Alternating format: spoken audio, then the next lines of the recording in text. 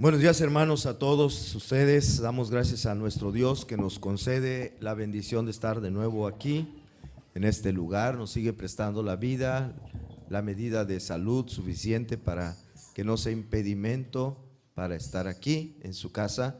Pero también especialmente damos gracias a Dios por las personas que nos acompañan, que fueron invitadas por alguien o se vinieron solas, ¿verdad? También puede ser por primera, por segunda o por tercera ocasión aquí entre nosotros. Nos da mucho gozo tenerles y nos sentimos agradecidos con Dios por este propósito, por este motivo.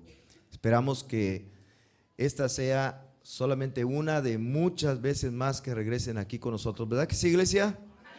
Amén. Bueno, lo deseamos, anhelamos y si les es posible, les esperamos el próximo domingo, nada más que el otro domingo va a ser o a las 9 o a las 11.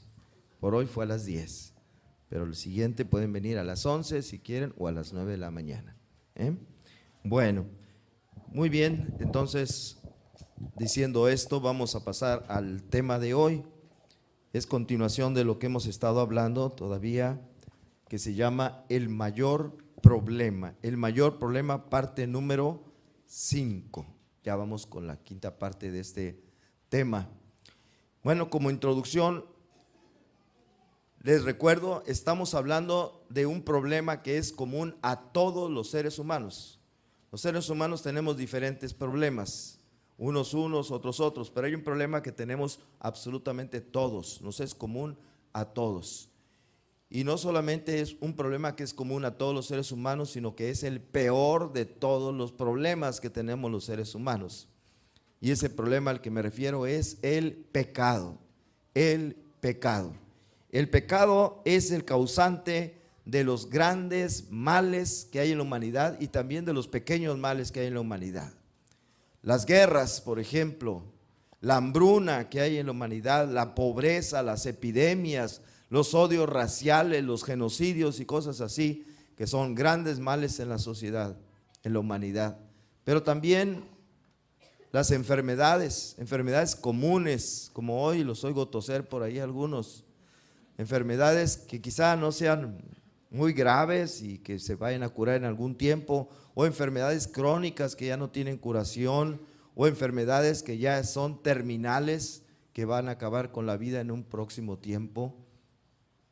O también, por ejemplo, los crímenes que estamos viendo que suceden en nuestra sociedad, la violencia tan fea, la corrupción, la desintegración familiar que estamos viviendo y bueno, la drogadicción, el alcoholismo y la inmoralidad que hay en la sociedad.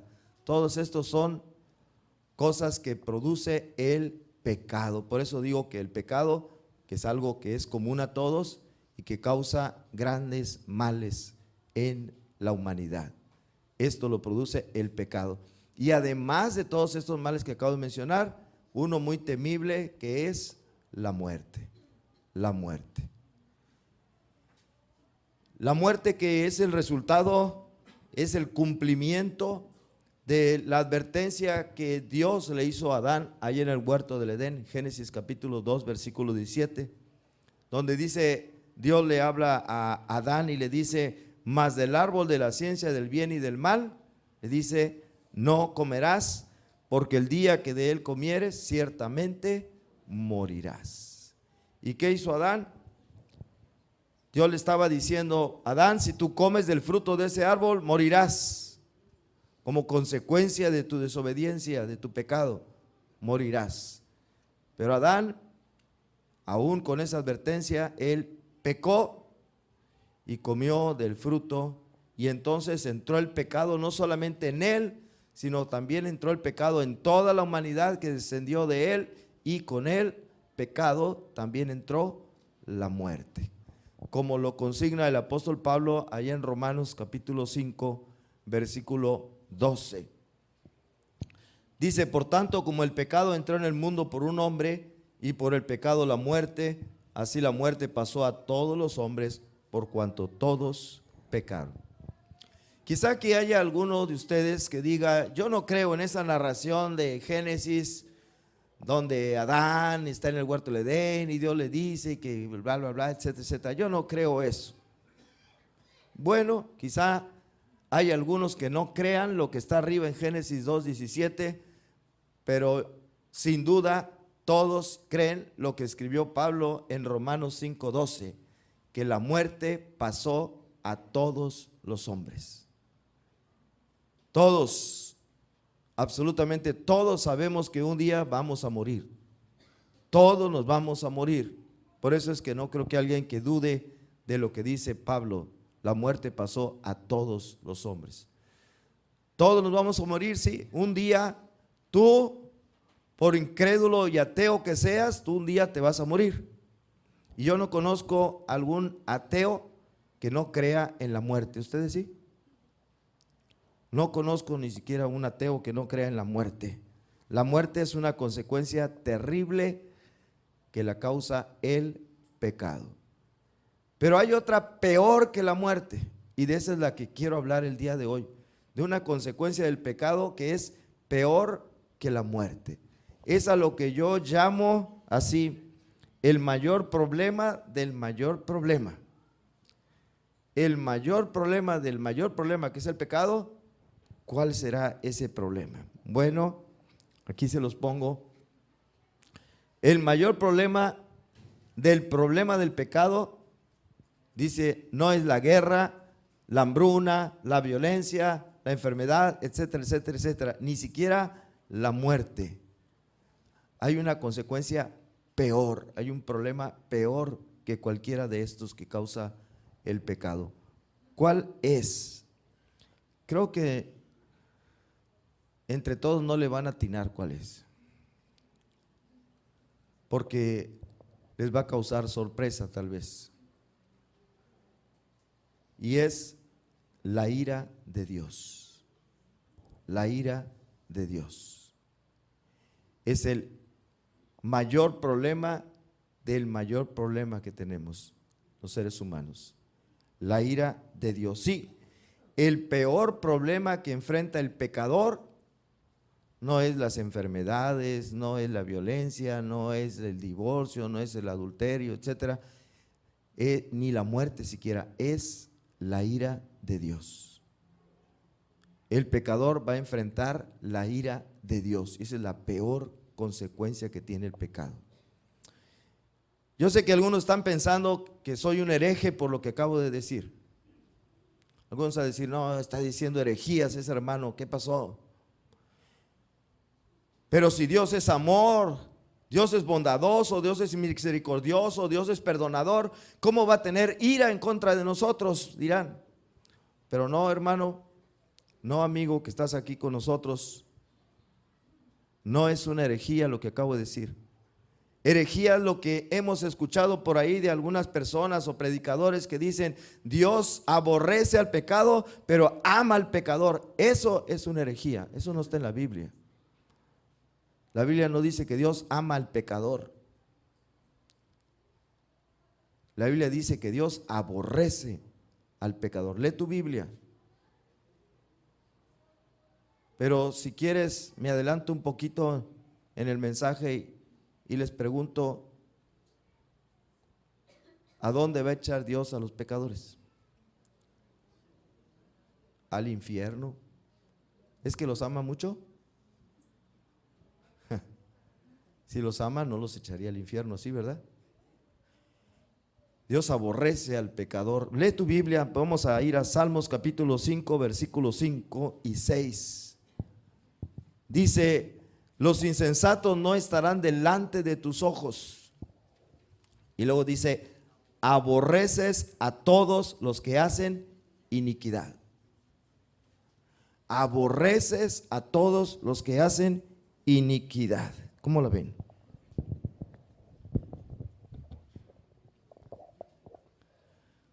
Destruirás a los que hablan mentira, al hombre sanguinario y engañador abominará Jehová. La Biblia enseña que Dios aborrece al pecador.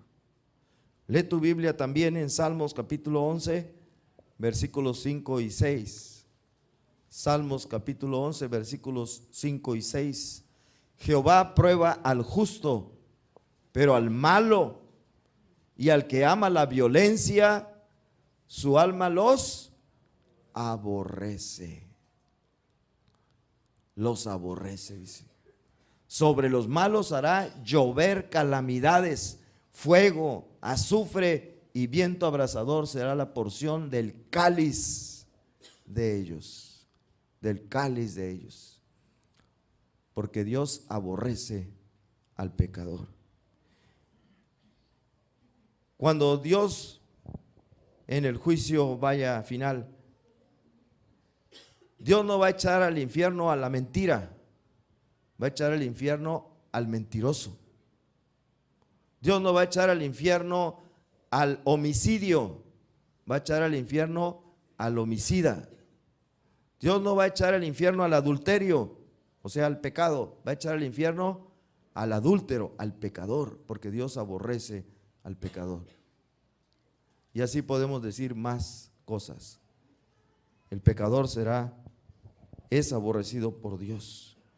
De manera que el mayor problema que enfrenta el pecador que no se arrepiente de sus pecados y busca el perdón de Dios poniendo su fe en el Señor Jesucristo, el mayor problema que enfrenta es la ira de Dios.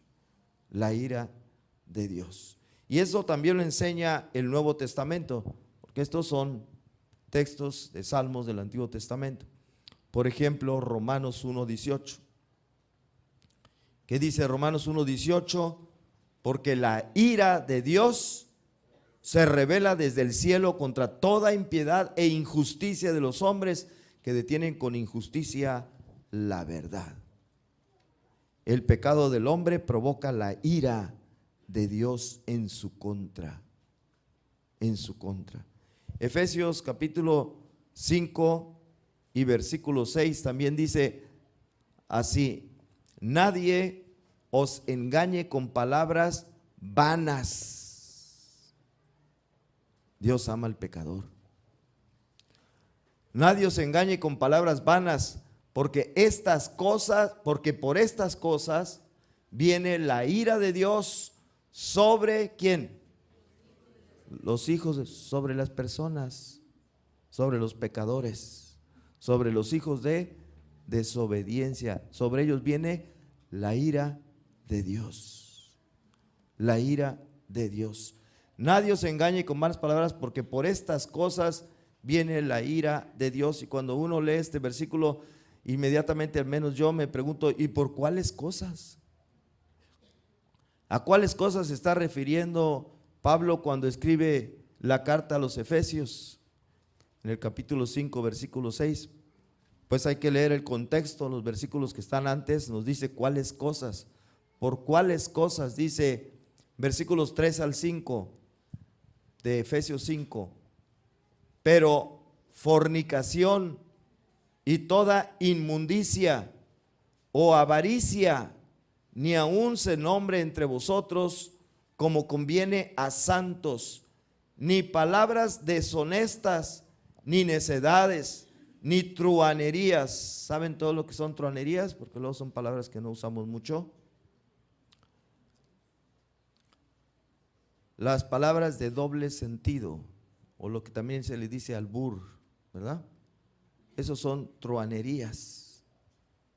Dice que ni aun se nombre entre vosotros como conviene a santos, que no convienen, sino antes bien acciones de gracias, porque sabéis esto, que ningún fornicario o inmundo o avaro que es idólatra tiene herencia en el reino de Cristo y de Dios.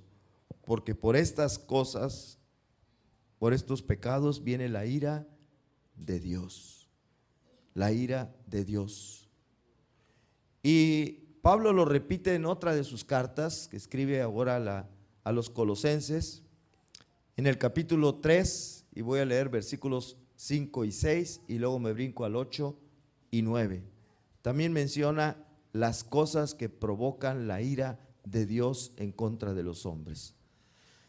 Dice: haced morir pues lo terrenal en vosotros, 2 puntos y seguido: fornicación, impureza, pasiones desordenadas, malos deseos y avaricia, que es idolatría, cosas por las cuales la ira de Dios viene sobre los hijos de desobediencia. Fíjense cómo a veces no nos damos cuenta, pero en este versículo y en el anterior que leímos se menciona que la avaricia es idolatría. ¿Se acuerdan de aquel joven que fue a ver a Jesús? ¿Qué debo hacer para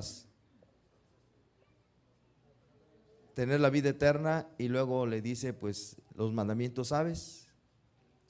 Se los menciona a algunos y luego le dice, todo esto lo he guardado desde mi juventud. Ah, una cosa te falta, vende todo lo que tienes y dalo a los pobres y ven y sígueme. ¿Y qué hizo? No. La avaricia, el deseo de poseer las cosas, es idolatría. Y ningún idólatra podrá entrar al reino de Dios. Dice, ¿dónde me quedé? El 8. Pero ahora dejad también vosotros todas estas cosas: ira, enojo, malicia, blasfemia, palabras deshonestas de vuestra boca.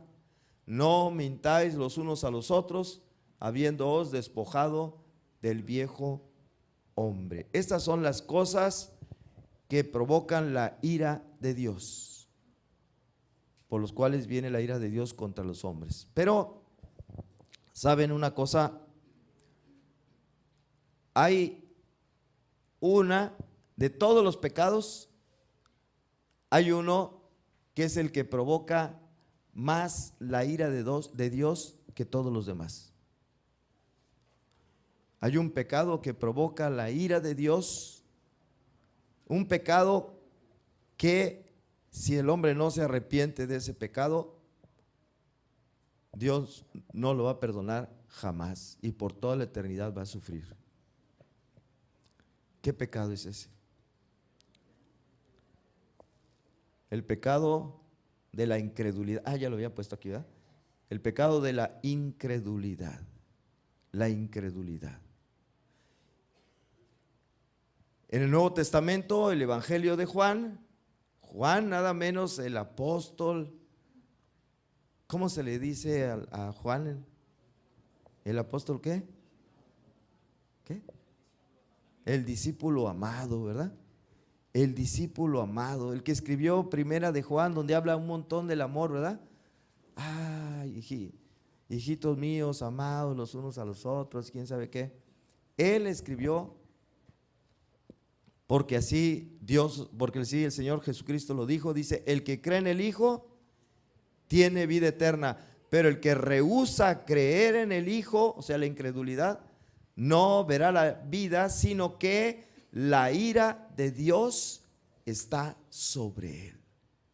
El que rehúsa creer en el Hijo de Dios, la ira de Dios está sobre él. Por eso digo, la peor consecuencia que va a enfrentar el pecador es la ira de Dios. Y no es una herejía, es la ira de Dios. Eso es lo peor que va a enfrentar. Y alguien puede decir, bueno, pero antes de decirles, yo creo que todo les pasó como a mí cuando estábamos niños y hacíamos alguna travesura, entre comillas. ¿Y qué pasaba cuando se daba cuenta la mamá o el papá? ¿Cómo nos sentíamos? Nos daba miedo de la ira, a mí me daba miedo la ira de mi mamá, porque nos ponía unas bien buenas. Ven para acá, Aaroncito. Ay, no. Y más vale que no le corra porque te va peor, ¿verdad? Si le temía la ira de mi mamá, con más razón, hermanos, y tú también a lo mejor le tenías miedo a la ira de tu mamá o de tu papá, con más razón le debemos temer a la ira de Dios Todopoderoso.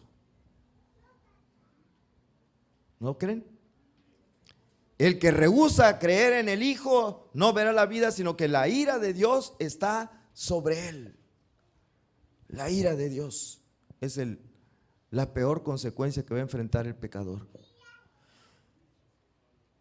Ahora, ¿cuál es el resultado de la ira de Dios en los que rechacen a Cristo y prefieran sus propias ideas, sus propios dioses? ¿Cuál va a ser el resultado de los que rechacen a Cristo, de que no quieran creer en Jesucristo? Y va a venir la ira de Dios sobre ellos. Bueno, la Biblia nos habla de lo que va a pasar con aquellos que no quieran creer en Jesucristo, que rechacen a Cristo.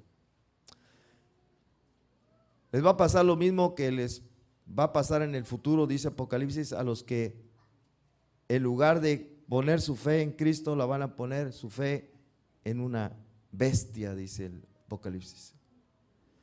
Apocalipsis capítulo 14, versículos 10 y 11.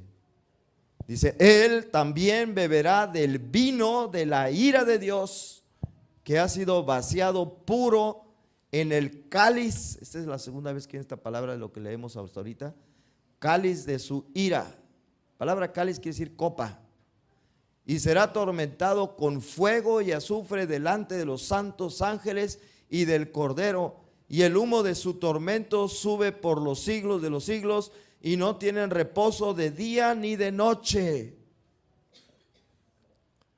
La Biblia enseña que el castigo no va a ser la extinción de la vida del ser humano que se ha arrojado al infierno, sino va a ser eterno el tormento. No va a tener reposo día y noche, y su tormento sube por los siglos de los siglos. Porque por ahí algunas personas enseñan, no, Dios nomás va a echar a la persona al infierno, se va a morir y ya se acabó.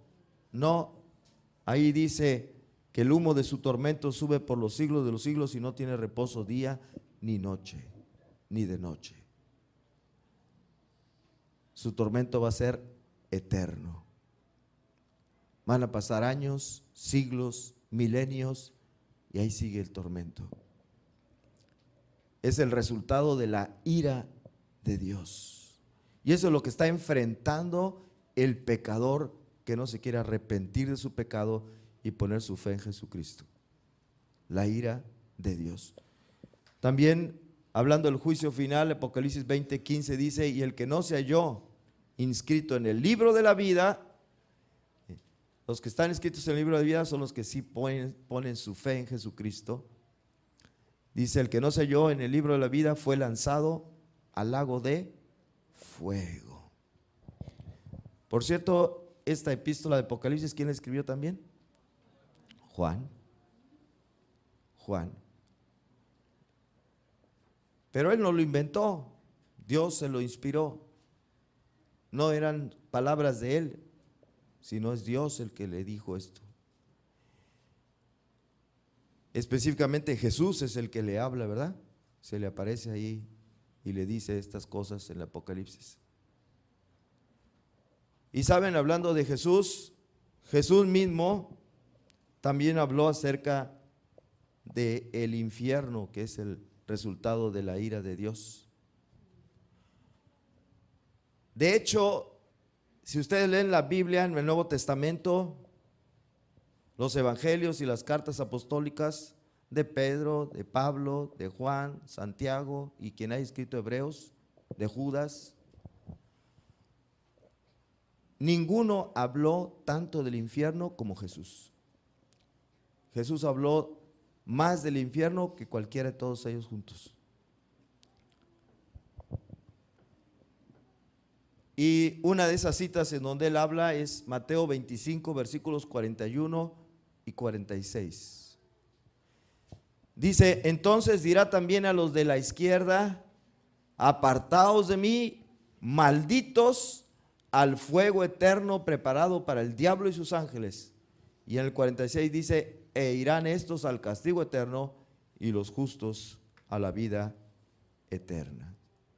Ahí después leen el texto completo. Yo nada más les pongo las palabras de Jesús cuando menciona el infierno. Irán estos al castigo. ¿Cuánto dura el castigo? Eterno. No dice castigo momentáneo, instantáneamente se muere, no, eterno. Así enseña la Biblia. Castigo va a ser eterno. De manera que el pecador no arrepentido, que no pone su fe en Jesucristo, va a enfrentar la ira de Dios. La ira de Dios. Y eso es lo que le va a pasar como resultado de la ira de Dios. Siguiente punto es: Dios es justo. Dios es justo. Tal vez alguno de ustedes está preguntando: oiga, pero ¿cómo es posible que Dios, que es amor? Si han leído que Dios es amor, ¿verdad? El texto más conocido que dice esto es 1 de Juan 4:8. El que no ama no ha conocido a Dios, porque Dios es amor. Y quizás ustedes estén preguntando: pero ¿cómo es posible que Dios, que es amor, vaya a echar al infierno al pecador? ¿Cómo es posible? Es posible porque Dios es justo. Dios es justo. Lee tu Biblia, Job capítulo 34 y versículo 12. Job 34, versículo 12. Dice así: sí, por cierto, Dios no hará injusticia, y el Omnipotente no pervertirá el derecho. Dios no hará injusticia y el Omnipotente no pervertirá el derecho. Está diciendo aquí este versículo de la Biblia. Dios es justo. Y como es justo, Él no va a pervertir el derecho, dice. Miren, supongamos un juez terrenal que sea un hombre muy bondadoso, supongan. Por ahí un juez que es un hombre bien buenazo, bien amoroso, cariñoso, etcétera, y que le toca juzgar el caso de un asesino serial, por ejemplo. Un hombre que ha matado ya muchas personas nada más porque sí, sin que le hayan hecho absolutamente nada a esas personas. Simplemente tienen un placer degenerado de asesinar a su prójimo. Y llega al juicio, se hace el juicio y al final se le encuentra culpable de haber cometido esos homicidios. Y entonces el juez tiene que dictar la sentencia. Y él dice: en verdad este hombre es un malvado, es un peligro para la sociedad que esté suelto, y se merece verdaderamente que pase el resto de su vida encerrado en la cárcel y que no salga nunca más, que nunca más tenga libertad, que se quede para siempre hasta que se muera en la cárcel. Pero pues yo soy una persona bondadosa, que amo mucho a mi prójimo, ¿y cómo lo voy a mandar por toda su vida a la cárcel? No, yo lo quiero mucho a todas las personas. Entonces lo voy a perdonar y lo dejo en libertad. Paz. ¿Cómo ven a ese juez bondadoso? ¿Les gusta? ¿Les gustaría ese juez bondadoso que esté en los tribunales, que esté dejando en libertad? No porque le pagan dinero por ahí, sino porque él es bien bueno, bien amoroso, y está dejando a los criminales, a los violentos en libertad. Porque pobrecitos, ¿cómo los va a mandar a la cárcel? Pobres criaturitas. ¿Verdad que no es un juez justo eso? Es un juez injusto, no merece estar en el puesto que se le pone a una persona así. Ahora yo les pregunto, ¿es Dios injusto? No, ¿verdad? La Biblia dice que Él no va a pervertir el derecho. Dios no es injusto y por lo tanto no va a perdonar, no va a dejar de aplicar el castigo que merece aquella persona que es un pecador y que no se quiso arrepentir.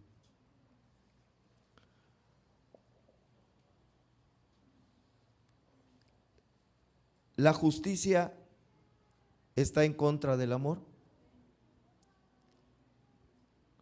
La justicia y el amor se oponen, porque Dios es amor, pero Dios es justo. Estas dos cosas se oponen entre sí.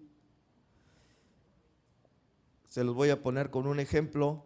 Supongamos un padre Un padre que ama mucho a su hijo, lo quiere mucho, pero un día o varios días su hijo se porta pero muy mal. Y entonces el papá ve a su hijo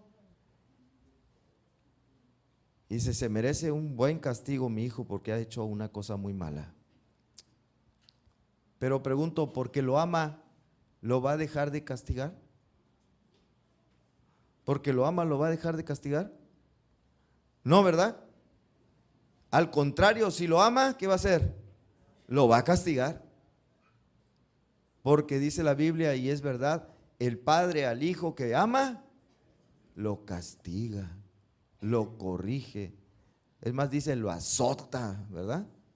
Para que quede bien claro, le da de azotes, aunque digan los derechos humanos que no se debe.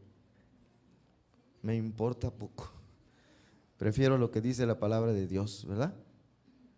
El padre al hijo que ama, dice, lo azota, lo corrige. Preferible que le pegue su papá y no que el día de mañana lo golpeen otras personas.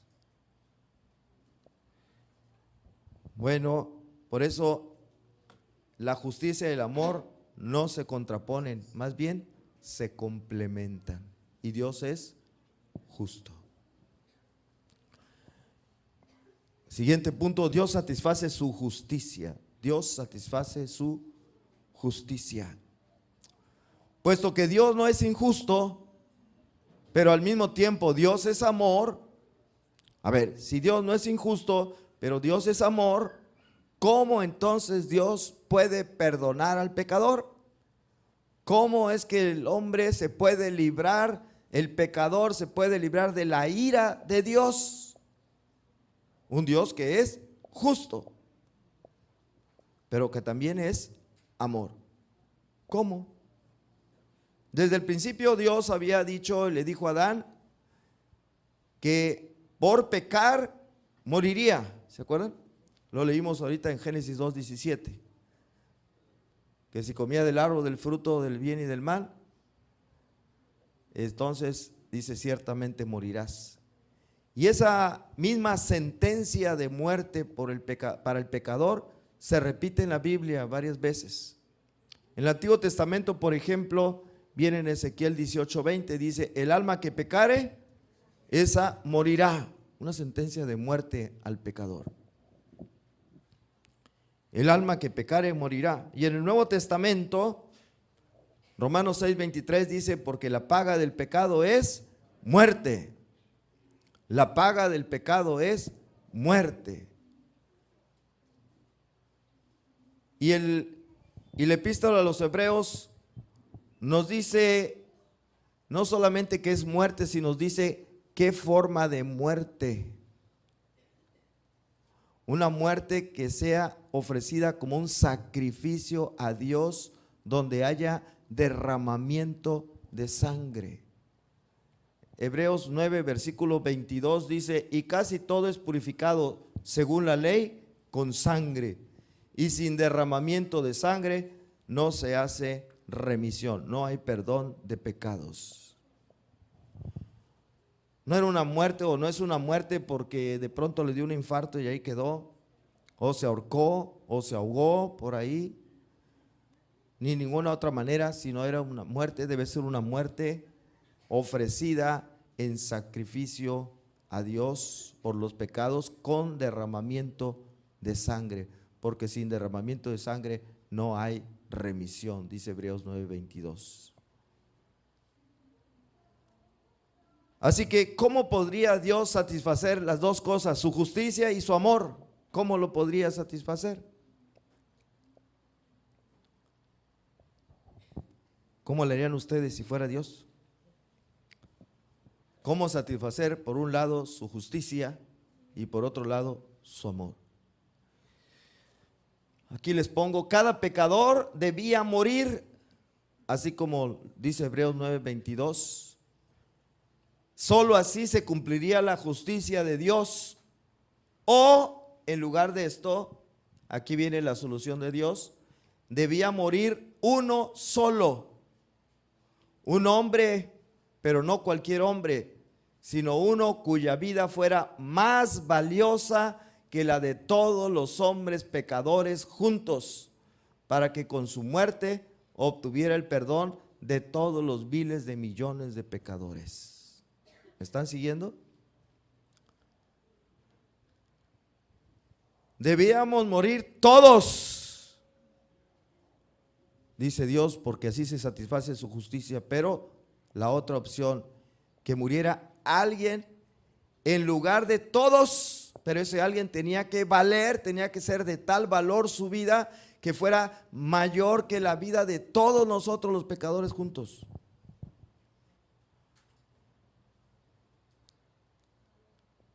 ¿Quién puede ser ese alguien? Porque si yo muero por alguien, a lo mejor mi vida pudiera ser que alcance a una persona y a lo mejor ni siquiera una. Pero por todos los miles de millones de pecadores en la historia de la humanidad, ese alguien no podría ser un hombre común y corriente para que su vida valiera tanto, fuera tan valiosa. Ni siquiera podría ser un ángel. ¿Quién tenía que ser? Tenía que ser Dios. Tenía que ser Dios para que su vida valiera infinitamente y más que la vida de nosotros. Dios. Así que ¿quién podría ser? ¿Se saben Juan 1:1 de memoria por ahí algunos?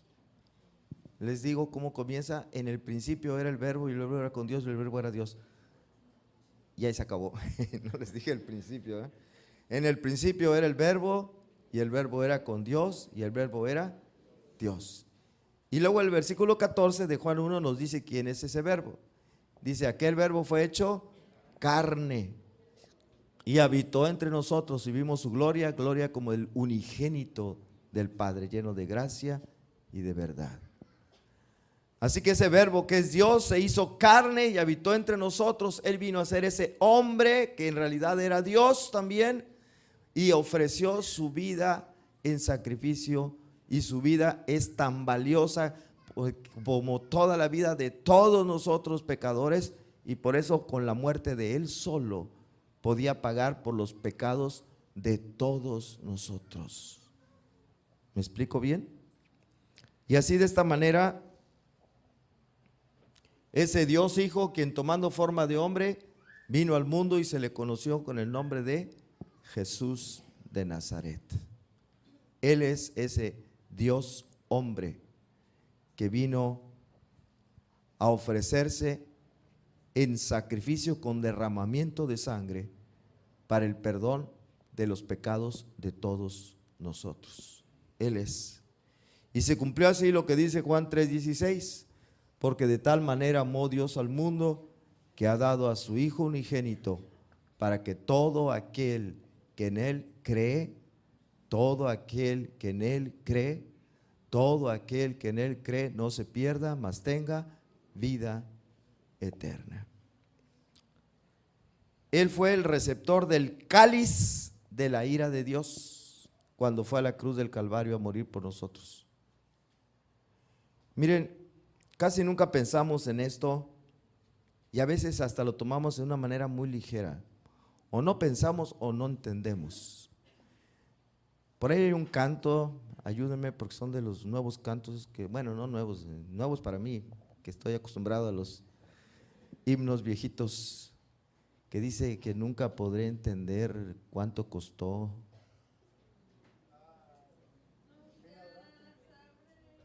Nunca sabré cuánto costó ver mi maldad, ¿verdad? Exactamente eso. Nunca sabré cuánto costó ver mi maldad en esa cruz. De veras que a veces no sabemos cuánto costó el que nuestra maldad fuera llevada por Jesucristo ahí en la cruz. No sabemos, no entendemos. Y luego por eso a veces despreciamos ese sacrificio de Jesús. Lo tenemos en poco, no lo valoramos como debe ser. Miren, les voy a poner este versículo que nos narra los momentos que vivió Jesús poco antes de ser arrestado. Después de esto fue arrestado, fue llevado a un juicio falso, hipócrita, y después condenado a muerte. Al siguiente día de esto murió crucificado. Pero antes de que esto pasara, él fue a un lugar que se llama el huerto de Getsemaní, en el monte de los olivos, y ahí dice que él se puso a orar. Invitó a unos discípulos a que lo acompañaran. ¿Y qué hicieron los discípulos? Se durmieron. ¿Para qué orar? No, hombre. Ayer hubo culto de oración aquí. ¿Cuántos vinieron de los que estamos aquí? Igualito que los discípulos de Jesús. ¿Son de los mismos? No quieren venir a orar con Jesús. Así eran los discípulos que invitó Jesús a orar con él. Igualitos. O sea que no hemos cambiado en 2000 años. Dice, y puesto de rodillas oró diciendo: Padre, si quieres, pasa de mí esta copa, pero no se haga mi voluntad, sino la tuya.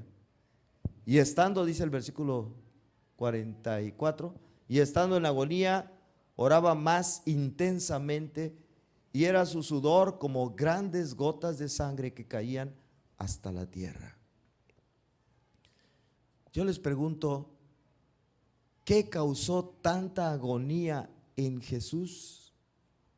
Tanta agonía para que sudara gotas de sangre. Él lo dice aquí, la copa. Si quieres, pasa de mí esta copa, pero si no, que se haga tu voluntad. Y entonces oraba intensamente y dice, del sudor le salían gotas de sangre. Una agonía intensa que tenía el Señor Jesús en ese momento. Para que tengamos idea de cuánto le costó. Ahora, ¿qué era esa copa que él decía, si quieres pase de mí esta copa? ¿Qué era esa copa que él decía que a ver si era posible que no pasara? Algunos dicen la copa era los clavos que le iban a atravesar en los pies y en las manos, todo el sufrimiento que iba a pasar en la cruz, las burlas, todo eso, esa era la copa. No, esa no fue la copa.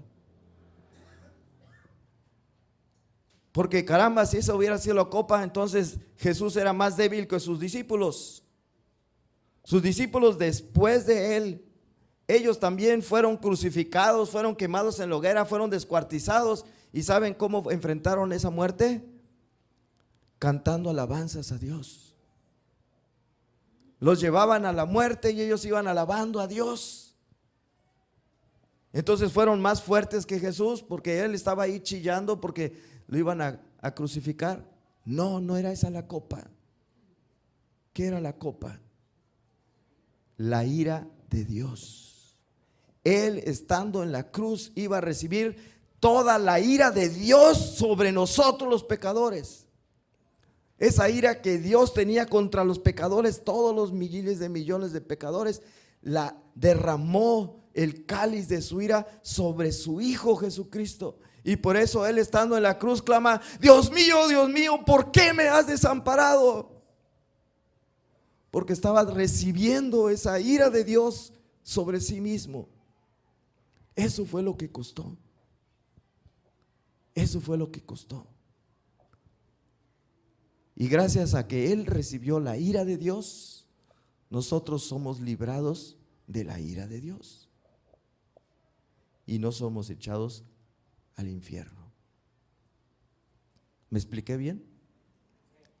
¿Me entendieron? Ahora la pregunta es, ¿me creyeron? Y no a mí, sino a la palabra de Dios, que es de donde tomé esto. Dios mío, ¿por qué me has desamparado? Todos esos textos que leímos donde dice el cáliz de la ira de Dios sobre los pecadores, fue Jesús quien lo recibió. Fue Jesús quien lo recibió. Y gracias a ello, yo no la tengo que recibir, ni tú tampoco. esa ira de Dios. Vamos a la conclusión.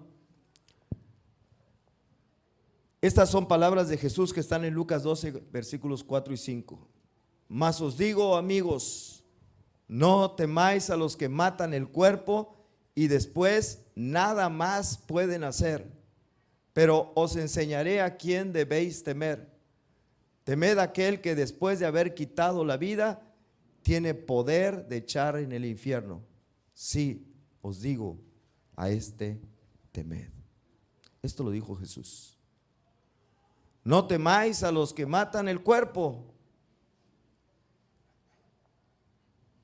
Y ahorita hay psicosis, ¿verdad? En estos momentos, en estos días, porque se ha recrudecido la violencia, los secuestros y esas cosas. Y estamos, ay, ¿qué va a pasar? ¿Y si salgo a la calle en la noche? ¿Y quién sabe? Y dijo Jesús, no temáis a los que matan el cuerpo, más bien temáis a los que, ¿temáis a quién? Aquel que después de haber quitado la vida tiene poder de echar en el infierno. A este temed. ¿Y quién es? ¿Quién es el que tiene poder para quitar la vida y después echar en el infierno? Perdón, se me brincó algo. Pecador. A ti te hablo, pecador. Te espera la ira de Dios. ¿Quién es el que tiene el poder de quitarte la vida y echarte en el infierno? Dios tiene ese poder. El día que Él quiera te va a quitar la vida. Puede ser hoy. Y además, después de quitarte la vida, echarte al infierno. A menos que, arrepentido de tus pecados, clames a Dios que te perdone, poniendo tu fe en el sacrificio de su Hijo. Si haces eso, esa ira de Dios que te espera va a ser echada en su Hijo y tú quedas libre.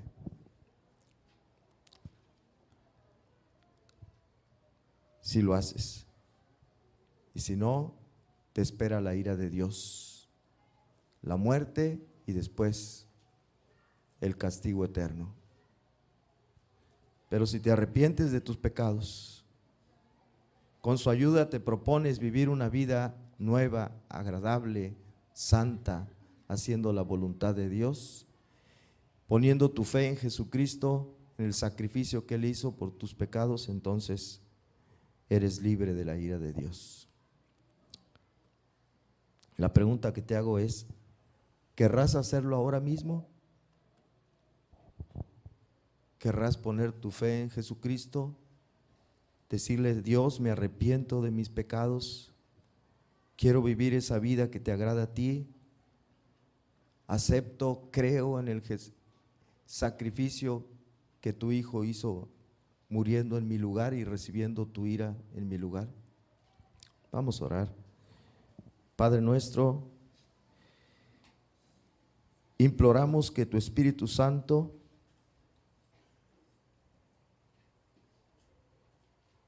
otorgue esa fe en los corazones de todos los presentes el día de hoy aquí. Que tu Espíritu Santo les convenza de pecado, les redarguya y les haga creer que solamente